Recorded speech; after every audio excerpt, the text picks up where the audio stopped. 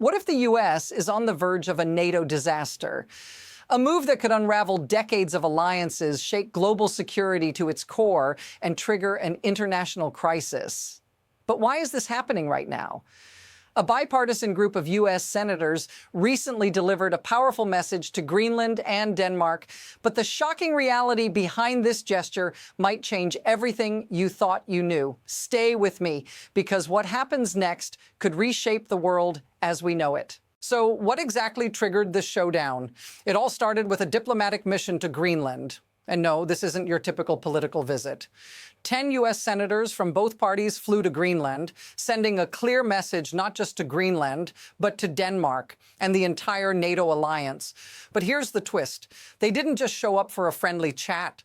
They came to confront a threat that could destabilize everything. But what's really at stake here, and how does this tie back to one man's dangerous game with NATO? Let's dive into why this moment is far from just another political statement. Here's where it gets serious. This delegation wasn't just a symbolic gesture. It was a warning shot. One key figure, Senator Shaheen, didn't hold back, declaring that if President Trump pushed forward with his threats, it wouldn't just hurt relationships with Denmark and Greenland. No, it would destroy the foundation of NATO itself. The stakes, immense. She made it clear. Any attempt to forcefully take Greenland would put the U.S. on a direct collision course with its allies. But notice what's missing in this fiery response. No one's addressing the elephant in the room. Why does this even need to be said in the first place? Why now, when the world is already dealing with a war in Ukraine? The implications could be far worse than anyone expects. Now, here's where the tension escalates fast. Think about it. The senator's message wasn't just about diplomacy, and it was about survival. They didn't come just to protect Greenland. They came to protect NATO itself. And what's even more alarming, this isn't the first time a U.S. president has threatened the stability of the alliance. Remember back to 2019, when President Trump made waves by talking about buying Greenland, an idea that sent shockwaves through Europe. Fast forward to today, and this isn't a far-off diplomatic concern. It's happening now. It's not just a threat anymore. It's a very real possibility. But here's the kicker. This kind of rhetoric, even as a threat, is becoming normalized. And it shouldn't be. And it gets even darker. Senator Shaheen wasn't done. She didn't just warn about the damage to NATO. Like, she painted a nightmare scenario. She called it an American military takeover of Greenland would shatter the very essence of NATO's unity. This isn't a distant fear. It's a real danger. She pointed out how Russia and China would jump at the opportunity to exploit a weakened NATO, pitting allies against each other. But here's the real kicker. Even without a military invasion, just the suggestion of such a move has already done irreversible harm. It's shaking the very foundation of trust between longtime allies. And that damage? It could take decades to repair, if it can ever be repaired at all. Now, hold on, because things are starting to spiral. The tension between the U.S. and Greenland isn't just talk anymore. It's real and escalating. First, we had senators warning of a military takeover.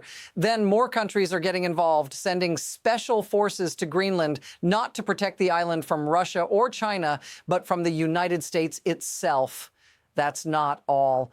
Meanwhile, the Pentagon is quietly moving forward with a deal involving Elon Musk's AI to analyze classified systems. Why does this matter? Because it all ties back to one thing: control. And as these moves ramp up, Greenland and NATO allies are left scrambling to protect their sovereignty. But here's the question: what happens if this continues? If the pressure keeps mounting, how long before it erupts into something much worse? But this isn't just a political game. Like, real people are feeling the consequences. In Greenland, families are terrified. Imagine being a parent there, wondering if you'll wake up to hear that your homeland has been invaded. This isn't just a theoretical concern. It's a daily fear for many. The emotional toll on the people of Greenland is hard to fathom. Senator Shaheen shared a chilling moment. The Greenlandic foreign minister revealed that children there are literally losing sleep, scared they might be invaded by the United States. And it doesn't stop there.